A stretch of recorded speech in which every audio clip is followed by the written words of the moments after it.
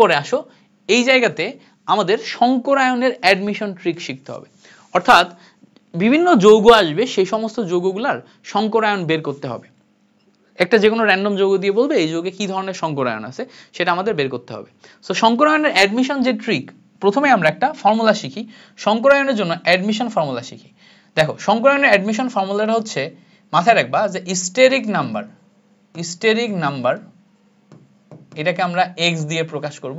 Steric number x equals to sigma বন্ধন সংখ্যা, sigma বন্ধন বা তোমার সিঙ্গেল বন্ড যেটা সিগমা বন্ধন সংখ্যা, সিগমা বন্ধন number plus lone pair electron number. মানে একটা যৌগে যতগুলা লন পেয়ার ইলেকট্রন আছে এবং যতগুলা সিগমা বন্ধন আছে সেই দুইটার যোগফল করলে আমরা কি পাবো? স্টেরিক নাম্বার পাবো। স্টেরিক নাম্বার থেকে আমরা অ্যানালাইসিস করে বলতে পারবো এখানে কি ধরনের সংকরণ আছে। আচ্ছা, এবার ধরো স্টেরিক নাম্বার, কোথাও ধরো স্টেরিক নাম্বারের ক্ষেত্রে x ইকুয়ালস টু ভ্যালু আসলো 2 আসার মানে হচ্ছে এখানে অরবিটাল দুইটা এবং সেই সংকরণ হচ্ছে sp সংকরণ। কোথাও যদি আমরা x এর ভ্যালু 3 পাই, 3 পাওয়া মানে এখানে অরবিটাল তিনটা, সো s একটা আর p দুইটা, এখানে আমাদের সংকরণ হচ্ছে sp2। কোথাও যদি আমরা x ইকুয়ালস টু 4 পাই, তার মানে এখানে আমাদের অরবিটাল চারটা, সংকরণ হচ্ছে sp3। কোথাও যদি x ইকুয়ালস টু 5 পাই তাহলে হচ্ছে আমাদের sp3d আসবে। কোথাও যদি x ইকুয়ালস টু 6 আসে তাহলে এখানে 6টা অরবিটাল আসবে sp3d2। এভাবে বাড়তে থাকবে। x ইকুয়ালস টু 7 আসলে আমরা সংকরণ নিব sp3d3, এইভাবে। বুঝতে পারছো? সো এখন ধরো আমরা সংকরণের ক্ষেত্রে বন্ধন কোণের ব্যাপারটাও জানি, যে যদি আমাদের sp সংকরণ থাকে তাহলে বন্ধন কোণ হয় 180 ডিগ্রি এবং গঠন কেমন হয়? সরল রৈখিক।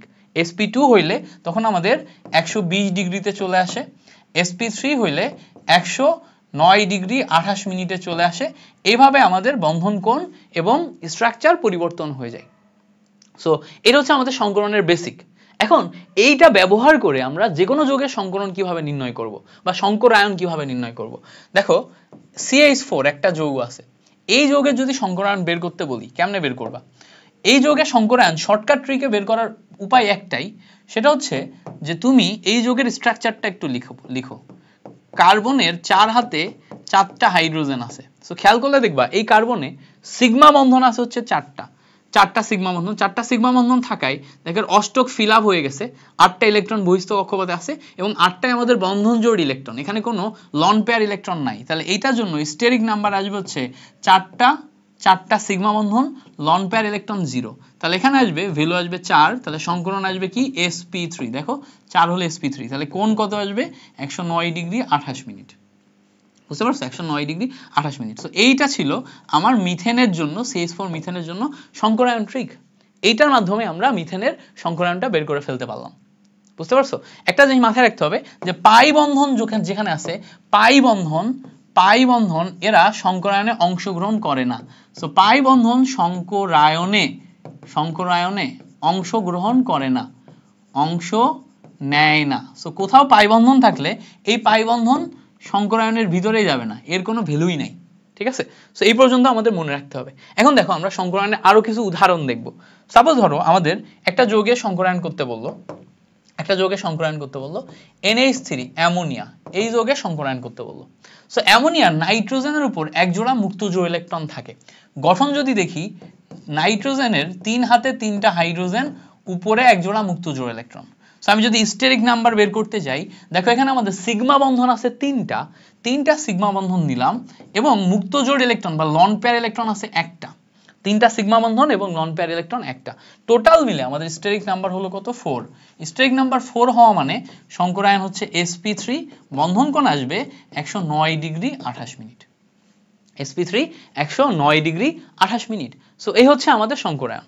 ওকে, এই পর্যন্ত যদি আমাদের ক্লিয়ার হয়, এখন ধরো আমাদের কাছে বললো যে ঠিক আছে ভাইয়া পানির জন্য সংকরায়ন বের করো, সো পানির কেন্দ্রীয় পরমাণু হচ্ছে অক্সিজেন। অক্সিজেনকে যদি আমরা একটু দেখি, অক্সিজেনের 2 হাতে 2টা হাইড্রোজেন থাকে, আরো 2 জোড়া মুক্ত জোড় ইলেকট্রন থাকে। তাহলে আমি যদি স্টেরিক নাম্বার বের করতে চাই, স্টেরিক নাম্বার বের করতে গেলে 2টা দেখো সিগমা বন্ধন আছে আর 2টা লন পেয়ার আছে। কয়টা? 2টা সিগমা বন্ধন এবং 2টা লন পেয়ার। তো সব মিলাই আমাদের ভ্যালু আসে 4 ভ্যালু আসলে এটাও sp3 সংকরায়ন, তাই না? sp3 সংকরায়ন। সো এখানে আমাদের বন্ধন কোণ হওয়া উচিত কত বলতো 109 ডিগ্রি 28 মিনিট, বাট এখানে আমার ভ্যাসপার থিওরি আসবে, ভ্যাসপার থিওরি অনুযায়ী এখানে বন্ধন কোণ চেঞ্জ হয়ে যাবে, এটাও চেঞ্জ হবে এটাও চেঞ্জ হবে। সো বন্ধন কোণ নিয়ে আমরা পরে কথা বলবো, ভ্যাসপার থিওরিতে কথা বলবো, এখন শুধু সংকরায়ন নিয়ে কথা বলি। সো দেখো এটা আসলো কত sp3 সংকরায়ন। ওকে, এরপরে দেখো যদি আমরা পানির পরে অন্য যে কোনো একটা র্যান্ডম যৌগ নিই, সাপোজ ধরো র্যান্ডম যৌগ নিলাম হচ্ছে PCl5, PCl5 যৌগের ক্ষেত্রে সংকরায়ন কি হবে? দেখো ফসফরাসের বহিস্থ কক্ষপথে 5টা ক্লোরিন আছে, কয়টা ক্লোরিন? 5টা ক্লোরিন আছে। সো 5টা ক্লোরিন দেখো আমাদের 5টা ক্লোরিন 5 হাতে যে 5টা সিগমা বন্ধন গঠন করে এর অষ্টক ফিল আপ করে ফেলছে, বড় সম্প্রসারিত অষ্টক, এটা 10টা ইলেকট্রন আছে। তাহলে এখানে খেয়াল করলে দেখবা যে আমাদের বহিস্থ কক্ষপথে কোনো পাই বন্ধন নাই, কোনো পাই বন্ধন না থাকার কারণে এখানে আমাদের সিগমা বন্ধন 5টা নিতে হবে এবং লন পেয়ার ইলেকট্রন 0। তাহলে আমরা সংকরায়ন কত পাবো? 5টা অরবিটাল মানে sp3d, এটা পাবো না? দেখো 5টা হয়েছে কিনা, 3টা 4টা 5টা, 5টা হয়েছে। তাহলে PCl5 এর ক্ষেত্রে আমার সংকরায়ন কত হলো? sp3d হলো। তাহলে এখানে আমরা সংকরায়ন পাইলাম হচ্ছে sp3d। ক্লিয়ার হয়েছে না? এই পর্যন্ত ক্লিয়ার হয়েছে। এখন দেখো আমাদের আরো অন্যান্য অনেক যৌগের সংকরায়ন বের করতে বলতে পারে। যেমন ধরো আমরা এই জায়গাতে PCl5 এর জায়গায় যদি PCl3 দিই তখন সংকরায়ন কি হবে? তখন ফসফরাসের বহিস্থ কক্ষপথে 3টা ইলেকট্রন থাকবে, 3টা ইয়া থাকবে। এবার এইটা বোঝার জন্য যে আমাদের এক্সট্রা কোনো ইলেকট্রন আছে কিনা সেটা বোঝার জন্য একটু খেয়াল করতে হবে। ফসফরাসের 15টা ইলেকট্রন, সো ইলেকট্রন বিন্যাস করলে 2 আর 10, বহিস্থ কক্ষপথে 5টা, বহিস্থ কক্ষপথে কয়টা? 5টা। তাহলে এই যে 5টা ইলেকট্রন, 5টার ভিতরে খেয়াল করে দেখো, 5টার ভিতরে এখানে একটা ইলেকট্রন, এখানে একটা ইলেকট্রন, এখানে একটা ইলেকট্রন, 3টা ইলেকট্রন 3টা ক্লোরিনের সাথে 3টা সিগমা বন্ধন অলরেডি গঠন করে ফেলছে। তাহলে এক জোড়া ইলেকট্রন এখন এক্সট্রা আছে, সেই এক জোড়া ইলেকট্রন কোথায় আছে? ফসফরাসের মাথার উপরে আছে। তাহলে এখানে খেয়াল করলে দেখবা যে আমাদের স্টেরিক নাম্বার বের করার সময় সিগমা বন্ধন 3টা, লন পেয়ার ইলেকট্রন 1টা, সো টোটাল মিলে আমরা 4 পাচ্ছি। 4 পাইলে তখন আমাদের সংকরণ হয় হচ্ছে sp3। তাহলে PCl3 এর জন্য আমাদের সংকরণ কি? sp3 আসে। বুঝতে পারছো? আরো অনেক যৌগ আছে যে যৌগগুলোর সংকরণ বের করা যায়। যেমন ধরো তোমাকে যদি এই যৌগের সংকরণ বের করতে বলে XgF2, এই যৌগের সংকরণ বের করতে বলে কি করবা? এই যৌগের সংকরণ বের করতে বললে দেখো এখানে জেনন ফ্লুরাইড বলছে, এইটাও ট্রিক খাটায় বের করতে হবে। জেনন ফ্লুরাইড, জেনন কি ধরনের যৌগ বলো তো ভাইয়া? জেনন একটা তোমার ইনার্ট গ্যাস বা 18 নম্বর গ্রুপ, নিষ্ক্রিয় গ্যাস। 18 নম্বর গ্রুপে নিষ্ক্রিয় গ্যাস হওয়া মানে অষ্টক ফিল আপ হয়ে গেছে। সো অষ্টক ফিল আপ হয়ে যাওয়া মানে জেনন যৌগটা এর বহিস্থ কক্ষপথে 8টা ইলেকট্রন ছিল, 8টা ইলেকট্রন ছিল। এখন যেহেতু এই 8টা ইলেকট্রন ছিল এবং জেননের আকার অনেক বড় হয়, ফাঁকা ডি অরবিটাল থাকে, এই জন্য জেনন নিষ্ক্রিয় গ্যাস হওয়া সত্ত্বেও বন্ধন গঠনে অংশ নেয়। সো বন্ধন গঠনে অংশ নিচ্ছে কার সাথে? ফ্লোরিনের সাথে।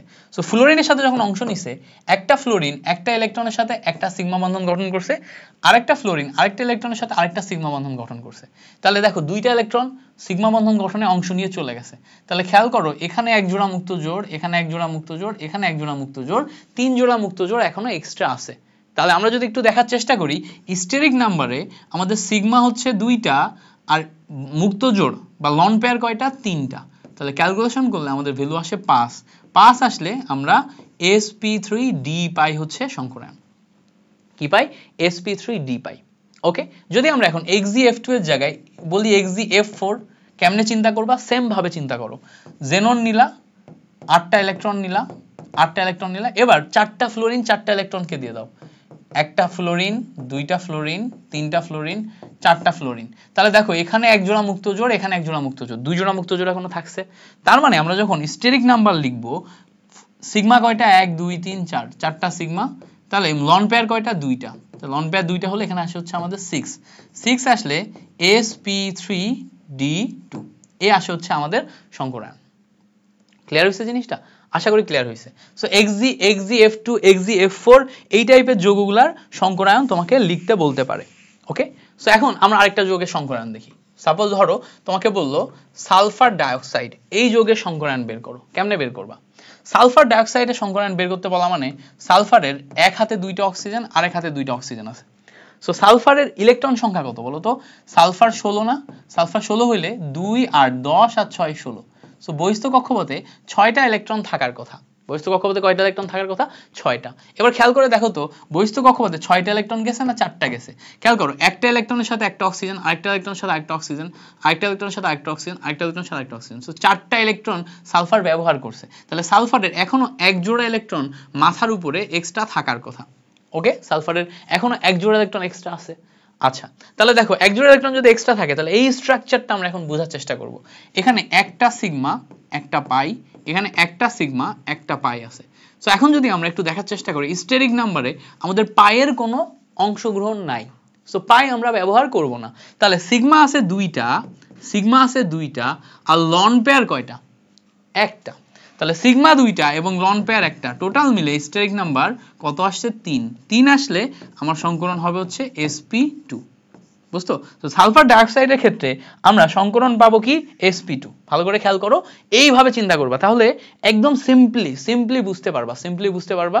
যদি কোনো যৌগ যেটা সংকরায়ন তুমি প্র্যাকটিস করতে যে না পারো, তখন কি করবা? গুগলে যে লিখবা যে ওই যৌগটা, যেমন sulphuric acid Lewis structure, sulphuric acid structure দেখলেই তুমি বুঝতে পারবা সংকরায়ন কি হবে। স্ট্রাকচার দেখলেই বুঝতে পারবা। সো ধরো আমরা আরেকটা যৌগ যদি দেখি, আমরা অন্য একটা থিওরিতে যাওয়ার আগে আরেকটা যৌগ যদি দেখি, সাপোজ ধরো তোমাকে আমি বললাম যে কার্বন ডাইঅক্সাইড এই যৌগের ক্ষেত্রে সংকরায়ন বের করো। সো কার্বন ডাইঅক্সাইডের ক্ষেত্রে কার্বনের সাথে অক্সিজেন ডাবল বন্ড এইভাবে আছে। এখন বলো তো কার্বনের বহিস্থ কক্ষপথে ইলেকট্রন কয়টা? কার্বনের ক্ষেত্রে 6টা ইলেকট্রন থাকে, প্রথম কক্ষপথে 2, পরের কক্ষপথে 4টা থাকে। সো 4টা থাকলে দেখো তো একটু 4টা মিলাইতে পারো কিনা? একটা ইলেকট্রন একটা বন্ড, আরেকটা ইলেকট্রন আরেকটা বন্ড, একটা ইলেকট্রন আরেকটা বন্ড, আরেকটা ইলেকট্রন আরেকটা বন্ড, 4টা ইলেকট্রন ব্যবহার হয়ে গেছে, ফলে কোনো লন পেয়ার ইলেকট্রন নাই। সো এখন যদি আমরা একটু দেখার চেষ্টা করি, এখানে একটা সিগমা একটা পাই, একটা সিগমা একটা পাই আছে, তার মানে স্টেরিক নাম্বার ইকুয়াল করলে দেখো আমাদের সিগমা থাকে 2টা, পাই থাকে 2টা। তো পাই তো আমরা ব্যবহার করব না, আমরা সিগমা ব্যবহার করব এবং লন পেয়ার ব্যবহার করব। এখানে কোনো লন পেয়ার নাই, তাহলে সিগমা প্লাস লন পেয়ার মিলে আমরা পাই হচ্ছে 2 পাইলে আমাদের সংকরণ আসে হচ্ছে sp হওয়া মানে এখানে কিন্তু বন্ধন কোণ 180 ডিগ্রি। কখনো কখনো জিজ্ঞেস করে যে কার্বন ডাইঅক্সাইডের গঠন কেমন? সরল রৈখিক। কেন সরল রৈখিক? কারণ 180 ডিগ্রি। sp সংকরণ হলে সরল রৈখিক হয়। বিভিন্ন সময় এই প্রশ্নটাও আসে, বুঝতে পারছো? বিভিন্ন সময় এই প্রশ্নটাও আসে। সো সেম ভাবে আরেকটা যৌগ যেটা খুব প্রশ্নে আসতে দেখা যায় সেটা হচ্ছে CS2, কার্বন ডাইসালফাইড। কার্বন ডাইসালফাইডের কার্বনের সাথে সালফার ডাবল বন্ড করে এভাবে গঠন করে থাকে।